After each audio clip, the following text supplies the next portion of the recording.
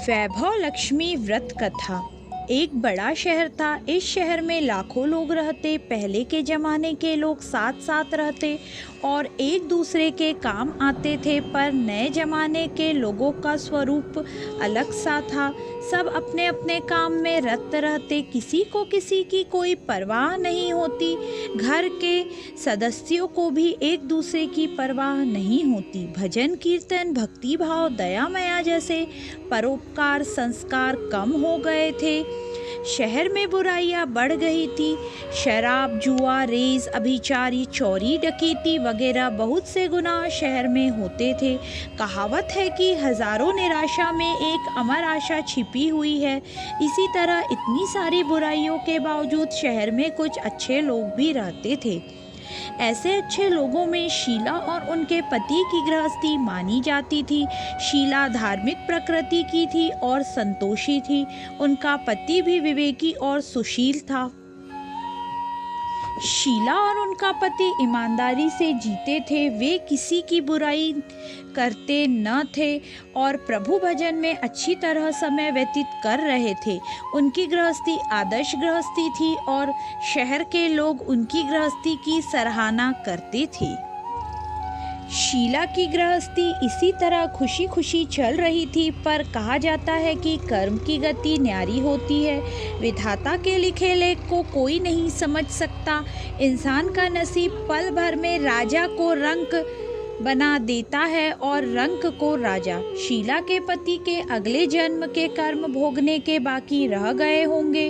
वह बुरे लोगों से दोस्ती कर बैठा।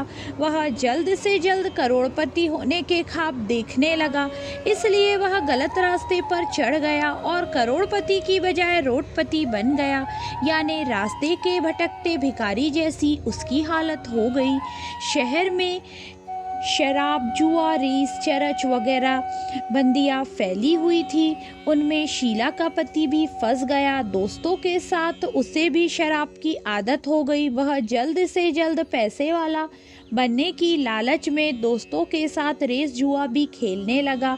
इस तरह बचाई हुई धनराशि, पत्नी के गहने, सब कुछ रेस जुए में गवा दिए। इसी तरह एक वक्त ऐसा था कि वह सुशील पत्नी शीला के साथ मजे से रहता था, पर वह प्रभु भजन में सुख शांति से व्यतीत करता था। उसके बजाय घर में दरिद्रता और भुखमरी फैल गई। सुख के खाने की बजाय 2 वक्त के भोजन के लाले पड़ गए। शीला को पति की गालियां खाने का वक्त आया था। शीला सुशील और संस्कारी स्त्री थी।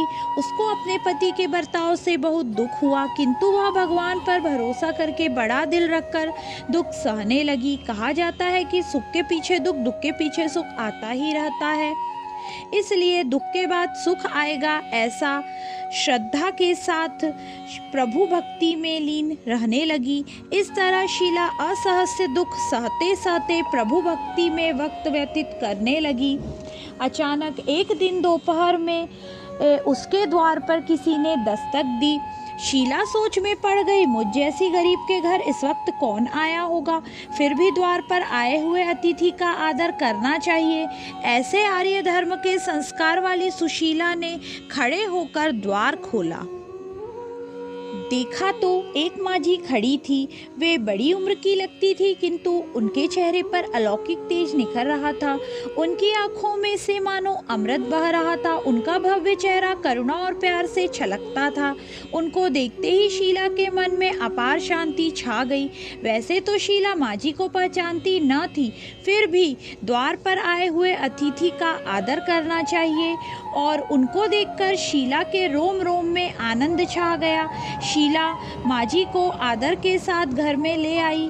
घर में बिठाने के लिए कुछ भी नहीं था, अतः शीला ने सकूचा कर एक फटी चद्दर पर उनको बिठाया। माझी ने कहा, क्यों शीला, मुझे पहचाना नहीं? शीला ने सकूचा कर कहा, माँ, आपको देखते ही बहुत खुशी हो रही है, बहुत शांति हो रही है। ऐसा लगता कि मैं बहुत दिनों से जिसे ढूंढ रही थी वो आप ही हो, पर मैं आपको पहचान न सकी। माझी ने हंसकर कहा, क्यों भूल गई? हर शुक्रवार को लक्ष्मी जी के मंदिर में भजन कीर्तन होते हैं, तब मैं भी वहाँ आती हूँ। वहाँ हर शुक्रवार को हम मिलते हैं। पति गलत रास्ते पर चला गया। तब शीला बहुत दुखी हो गई और दुख की मारी वह लक्ष्मी जी के मंदिर में भी नहीं जाती थी। बाहर के लोगों के साथ नज़र मिलाते हुए भी उसे शर्म लगती थी। उसने अपनी याददाश्त पर जोर दिया, पर माँ जी कहीं याद नहीं आ रहे थे। तभी माँ जी ने कहा, तू लक्ष्मी जी के मंदिर में कितने मधुर भजन गाती थी, अभी अभी तू दिखाई नहीं देती, इसलिए मुझे हुआ कि तू क्यों नहीं आती, कहीं बीमार तो नहीं हो गई ना। ऐसा सोचकर मैं तुझसे मिलने चली आई हूँ। माँ जी के अति प्रेम भरे शब्दों से शीला का हृदय पिघल गया। उनकी आंखों में आंसू आ गए। माँ जी के सामने वह बिलख बिलख कर रोने लगी। यह देखकर माँ जी शीला के नजदीक सरके और उसकी सिसकती हुई पीठ पर प्यार भरा हाथ फेरने लगकर सांत्वना देने लगे। माँ जी ने कहा, बेटी, सुख के पीछे दुख, दुख के पीछे सुख आता ही रहता है।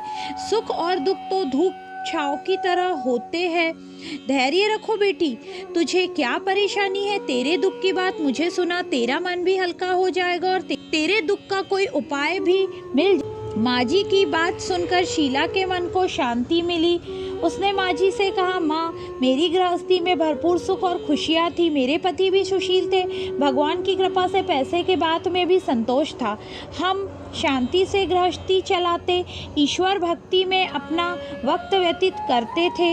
एकाएक हमारा भाग्य हमसे रूठ गया। मेरे पति को बुरी दोस्ती हो गई। बुरी दोस्ती की वजह से वे शराब में, जुआ, रेस, चरस, गांजा वगैरह खराब आदतों के शिकार हो गए। उन्होंने सब कुछ गवा दिया और हम रास्ते के भिखारी जैसे बन गए। यह सुनकर माँ जी ने कहा, सुख के पीछे दुख, दुख के पीछे सुख आता ही रहता है। ऐसा भी कहा जाता है कि कर्म की गति न्यारी होती है। हर इंसान को अपने कर्म भुगतने ही पड़ते हैं, इसलिए तू चिंता मत कर। अब तू कर्म भुगत चुकी है, अब तेरे सुख के दिन अवश्य आएंगे। तू तो माँ लक्ष्मी जी की भक्त है। माँ लक्ष्मी जी तो प्रेम के अवतार है। वे अपने भक्तों पर हमेशा ममता रखते हैं। इसलिए तू धैर्य रखकर माँ लक्ष्मी जी का व्रत कर, इससे सब कुछ ठीक हो जाएगा। माँ लक्ष्मी का व्रत करने की बात सुनकर शीला के चेहरे पर चमक आ गई। उसने पूछा, माँ, लक्ष्मी जी का व्रत कैसे किया जाता है, वह मुझे बताइए। मैं यह व्रत अवश्य करूँगी। माँ जी ने कहा, बेटी, माँ लक्ष्मी जी का व्रत बहुत सरल है। उसे वरलक्ष्मी व्रत या वैभव लक्ष्मी व्रत भी कहा जाता है। यह व्रत करने वाली सब स्त्रियों की मनोकामना पूर्ण होती है। वह सुख, संपत्ति और यश प्राप्त करता है। ऐसा कहकर माँ जी वैभव लक्ष्मी व्रत की विधि कहने लगी। बेटी, वैभव लक्ष्मी व्रत वैसे तो सीधा साधा व्रत है, किंतु कई लोग यह व्रत गलत तरीके से करते हैं, अतः उसका फल नहीं मिलता। कई लोग कहते हैं कि सोने के गहने की हल्दी कुमकुम से पूजा करो, बस व्रत हो गया, पर ऐसा नहीं है। कोई भी व्रत को शास्त्रीय विधि अनुसार करना होता है, तभी उसका फल मिलता है। सिर्फ सोने के गहने की पूजा करने से फल मिल जाता तो सभी आज लखपति बन गए होते। सच्ची बात तो यह है कि सोने के गहने का विधि से पूजन करना चाहिए। व्रत की उद्यापन विधि भी शास्त्रीय विधि अनुसार करनी चाहिए, तभी वैभव लक्ष्मी व्रत फल देता है। यह व्रत शुक्रवार को करना चाहिए। सुबह स्नान करके स्वच्छ कपड़े पहनो और सारा दिन मन में जय माँ लक्ष्मी का रटन करो। किसी की चुगली नहीं करनी चाहिए। शाम को पूर्व दिशा में मुंह रख सके ऐसा पटा या आसन पर बैठ जाओ। सामने पाटा रख कर उसके ऊपर रुमाल रखो। रुमाल पर चावल का छोटा सा ढेर करो। उस ढेर पर पानी से भरा तांबे का कलश रख कर कलश पर एक कटोरी रख दो। उस कटोरी में एक सोने का गहना रखो। सोने का ना हो तो चांदी का भी चलेगा, चांदी का ना हो तो नगद रुपया भी चलेगा। बाद में घी का दीपक जलाकर धूप सली सुलगाकर रख दो। माँ लक्ष्मी जी के बहुत स्वरूप है और माँ लक्ष्मी जी को श्री यंत्र अति प्रिय है, अतः वैभव लक्ष्मी में पूजन विधि करते समय सर्वप्रथम श्री यंत्र और लक्ष्मी जी के विविध स्वरूपों का सच्चे दिल से दर्शन करो। उसके बाद लक्ष्मी स्वतन का पाठ करो। बाद में कटोरे में रखा हुआ गहना या रुपए को हल्दी, कुमकुम और चावल चढ़ाकर पूजा करो। लाल रंग का फूल चढ़ाओ। शाम को कोई मीठी चीज बनाकर उसका प्रसाद रखो। ना हो सके तो शक्कर या गुड़ भी चल सकता है। फिर आरती करके 11 बार सच्चे हृदय से जय माँ लक्ष्मी बोलो। बाद बाद में 11 या 21 शुक्रवार यह व्रत करने का दृढ़ संकल्प माँ के सामने करो। आपकी जो मनोकामना है वह पूरी करने की माँ लक्ष्मी जी से विनती करो। फिर माँ लक्ष्मी जी का प्रसाद बांट दो और थोड़ा प्रसाद अपने लिए रखो। अगर आप में शक्ति हो तो सारा दिन उपवास रखो और सिर्फ प्रसाद खाकर शुक्रवार करो। ना शक्ति हो तो एक बार शाम को प्रसाद ग्रहण करते समय खाना खा लो। अगर थोड़ी सी भी शक्ति ना हो तो 2 बार भोजन कर सकते हैं। बाद में कटोरी में रखा गहना रुपया ले लो। कलश में रखा पानी तुलसी के क्यारे में डाल दो और चावल पक्षियों को डाल दो। इस तरह शास्त्रीय विधि अनुसार व्रत करने से उसका फल अवश्य मिलता है। इस व्रत के प्रभाव से सब प्रकार की विपत्ति दूर हो जाती है। आदमी माला माल हो जाता है। संतान न हो से संतान की प्राप्ति होती है। सौभाग्यशाली स्त्रियों का सौभाग्य अखंड रहता है। कवारी लड़कियों को मन भावन पति मिलता है। शीला यह सुनकर आनंदित हो गई। फिर पूछा, माँ आपने वैभव लक्ष्मी व्रत की जो शास्त्रीय विधि बताई है मैं उसे अवश्य करूंगी, किंतु उसकी उद्यापन विधि किस तरह से करनी चाहिए, कृपा करके वे भी मुझे समझाइए। माँ जी ने कहा, 11 या 21 शुक्रवार जो मन्नत मानी हो उतने शुक्रवार व्रत करो। यह वैभव लक्ष्मी व्रत पूरी श्रद्धा और भावना से करना चाहिए। व्रत के आखिरी शुक्रवार को जो शास्त्रीय विधि अनुसार उद्यापन विधि करनी चाहिए मैं तुझे बताती हूँ।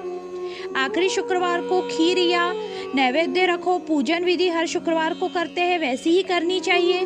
पूजन विधि के बाद श्रीफल फोड़ो और कम से कम 7 कवारी या सौभाग्यशाली स्त्रियों को कुमकुम का तिलक करके वैभव लक्ष्मी व्रत की एक पुस्तक उपहार में देनी चाहिए और सबको खीर का प्रसाद देना चाहिए।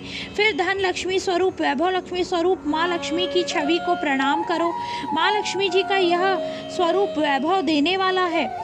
उनको प्रणाम करके मन ही मन भावुकता से माँ से प्रार्थना करते वक्त कहे कि हे माँ धन लक्ष्मी, हे माँ वैभव लक्ष्मी, मैंने सच्चे हृदय से आपका वैभव लक्ष्मी व्रत पूर्ण किया है, तो हे माँ हमारी सब मनोकामनाएं पूर्ण करो, हमारा सबका कल्याण करो। जिसे संतान ना हो उसे संतान देना, सौभाग्यशाली स्त्रियों का सौभाग्य अखंड रखना, कवारी लड़कियों को मन भावन पति देना। आपका यह चमत्कारी वैभव लक्ष्मी व्रत जो करे उसकी सब विपत्तियां दूर करना, सबको सुखी करना। हे माँ आपकी महिमा अपरंपार है। इस तरह माँ की प्रार्थना करके माँ लक्ष्मी जी का धन लक्ष्मी स्वरूप को भाव से वंदन करो।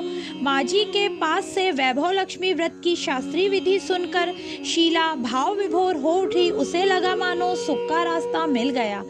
उसने आंखें बंद करके मन ही मन उसी क्षण संकल्प लिया, हे वैभव लक्ष्मी माँ, मैं भी माँ जी के कहे मुताबिक श्रद्धा से शास्त्रीय विधि अनुसार वैभव लक्ष्मी व्रत 21 शुक्रवार तक करूंगी। व्रत की शास्त्रीय विधि अनुसार उद्यापन विधि भी करूंगी। शीला ने संकल्प करके आंखें खोली तो सामने कोई न थी। वह विस्मित हो गई कि माँ जी कहाँ गए।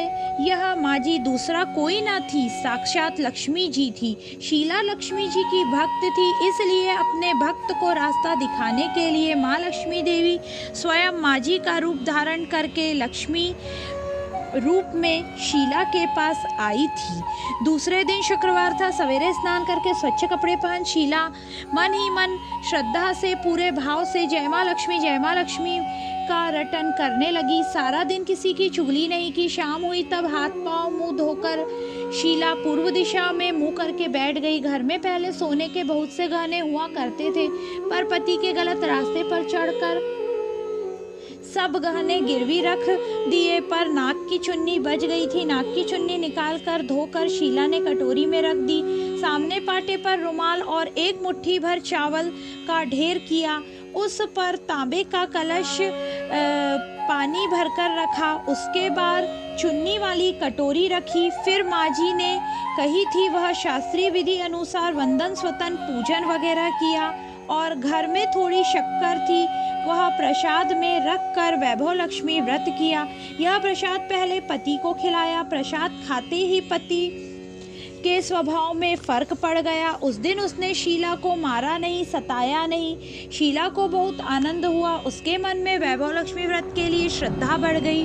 शीला ने पूर्ण श्रद्धा भाव से 21 शुक्रवार तक वैभव लक्ष्मी व्रत किया। 21वें शुक्रवार को माँ जी के कहे मुताबिक उद्यापन विधि करके 7 स्त्रियों को वैभव लक्ष्मी व्रत की पुस्तकें उपहार में दी। फिर माता जी के धन लक्ष्मी स्वरूप की छवि को वंदन करके भाव से मन ही मन प्रार्थना करने लगी।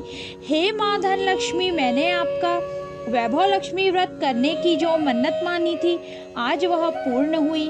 हे माँ, मेरी हर विपत्ति दूर करो, हमारा सबका कल्याण करो। जिसे संतान न हो उसे संतान देना, सौभाग्यवती स्त्रियों का सौभाग्य अखंड करना, कवारी लड़कियों को मन भावन पति देना। आपका यह चमत्कारी वैभव लक्ष्मी व्रत जो करे उसकी सभी मनोकामनाएं दूर करना। हे माँ, आपकी महिमा अपार है। ऐसा बोलकर वह लक्ष्मी जी के धन लक्ष्मी स्वरूप की छवि को प्रणाम किया। इस तरह शास्त्रीय विधि पूर्वक शीला ने श्रद्धा से व्रत किया और तुरंत ही उसे फल मिला।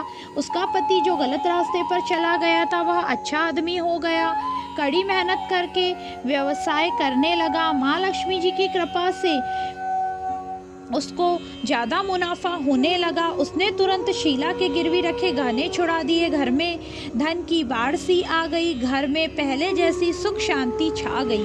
हे वैभव लक्ष्मी व्रत का प्रभाव देखकर मोहल्ले की दूसरी स्त्रियां भी शास्त्रीय विधि पूर्वक वैभव लक्ष्मी व्रत करने लगी।